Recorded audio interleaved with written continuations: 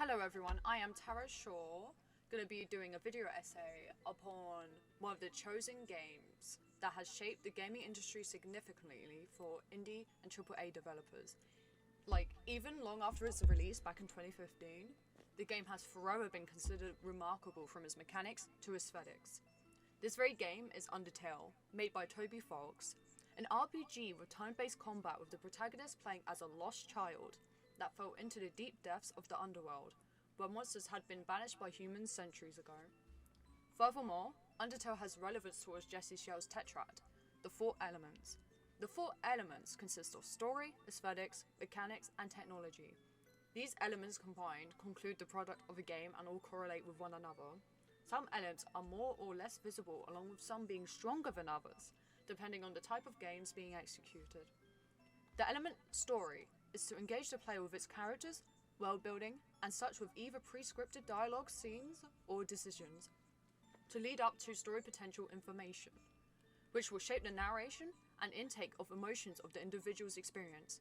Typically, this can be influenced by designing a game's aesthetics, which interlinks with one another. Nevertheless, aesthetics' goal is to set a tone and emotions to be memorable towards gamers.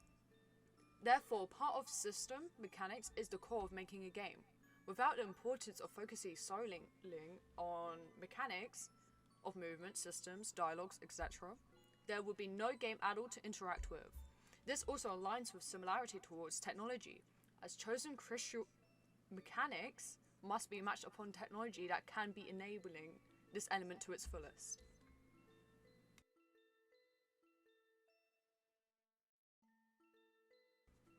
Now, the relevance of the Tetrad is increasingly obvious as I progress within the game. The key elements encountered mainly were story and mechanics. The story and whole narration of the characters can change depending on the choices I've made throughout, such as being merciful or ruthless will change what will happen later on as you progress. A great example would be when I accidentally killed Toriel within my gameplay.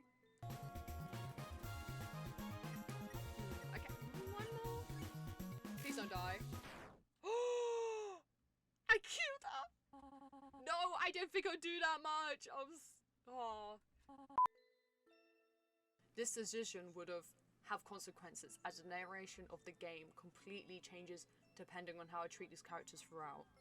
I could be heartless and kill everyone in sight, which would get me the genocide ending, or do the opposite for the pacifist ending.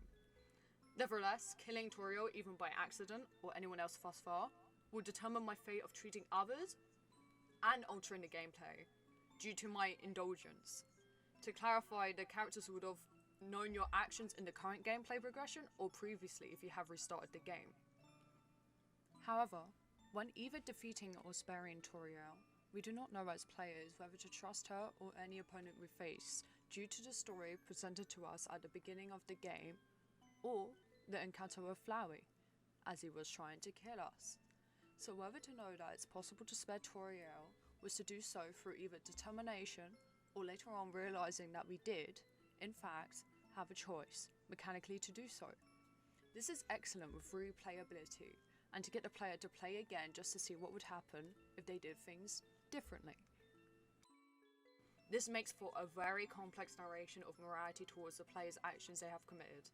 Therefore, the very lively world of Undertale can be sensational to many, as the game will always remember the good or bad combined within the narration or actions predicted in the mechanics. Therefore, the game calls out upon the very minds of all types of gamers, such as achievers, killers, socializers, and lastly explorers, which caters to all kinds of audiences towards Undertale. But despite everything you do in this game, in the end, it's still you.